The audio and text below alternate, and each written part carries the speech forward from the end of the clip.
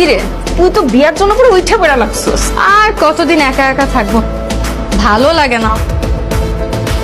কি মিষ্টি নিয়ে আসছে মেয়ে দেখতে, এটা তো হলো ফুটপাতের মিষ্টি। এইরকম কিপটা ছেলের কাছে আমার মেয়ে বিয়ে দিব? দুলা ভাই এটা বলছেন কাকে? অনেক বড় লোক ফ্যামিলি তো। যে তিনটা মালটা নিয়ে আসছে, কে খাইবো? এটা আসলে কিপটামি না, একে বলে কৃচ্ছ সাধন। মিত ব্যয়, মানে এখনো তো আমাদের সাথে আত্মীয়তা হয় নাই, তাই বেশি ইনভেস্ট করছে না। এখন এসব বলে সময় নষ্ট করে তো লাভ নাই। এখন যখন ওরা এসে পড়েছে তখন দেখে যাক না, তারপরেরটা পরে ভাবা যাবে। এই, আমাকে সুন্দর করে সাজা, এত সুন্দর করে সাজাবি যেন পাত্রপক্ষ দেখেই পাগল হয়ে যায়। কি রে, তুই তো বিয়ার জন্য পুরো উঠে পড়া লাগছস। আর কতদিন একা একা থাকবো, ভালো লাগে না। যেই ছেলেই আমাকে দেখতে আসছে, দেখার পরে এই ছেলের আর হদিসই থাকে না।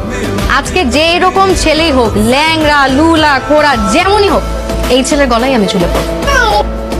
তুমি যা ভাবছো তাই হয়েছে, বাইরে কিপটামি নিয়ে ওরা একদম খুশি। একটা ভালো দোকান থেকে মিষ্টি কিনলে কি হতো? সবসময় এত কিপটামি কেন করিস?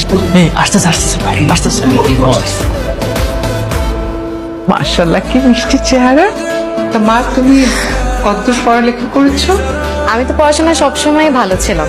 আমাদের পরিবারের সবাই পড়াশোনায় অনেক ভালো। আমার দাদা পরদাদা সবাই অনেক পড়ুয়া ছিল। মা, তুমি কোন ইউনিভার্সিটিতে পড়েছো? আমার মার ইচ্ছা ছিল আমি নর্থ সাউথ ইউনিভার্সিটিতে পড়ি। আমার বড় মামা আবার মালিক তো তাই। করিমুল্লাহ বাহার ডিগ্রি কলেজ থেকে পড়েছে। আমার মনে হয় কি, কোনো সিদ্ধান্ত নেওয়ার আগে ছেলে মেয়ে একটু আলাদাভাবে কথা বলুক। মানে সংসার তো ওরাই করবে, ওদের মতামতের একটা দাম আছে, তাই না?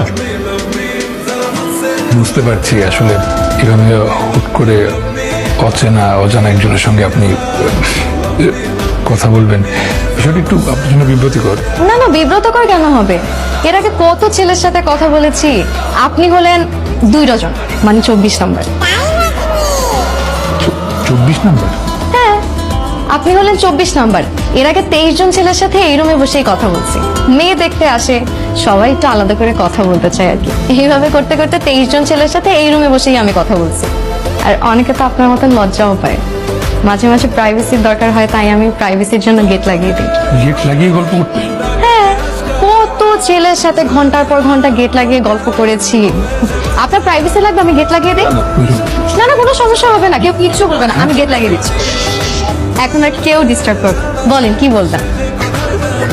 200 টাকা? এর আগে কত 2000, 3000, 5000 টাকাও দিয়ে গেছে, কিন্তু গেট লাগানোর পরে আজকে পর্যন্ত কেউ 200 টাকা হাতে ধরিয়ে দেয়। গেট লাগানোর পর টাকা বেশি দেয়, কথার মিনিংটা কেমন না?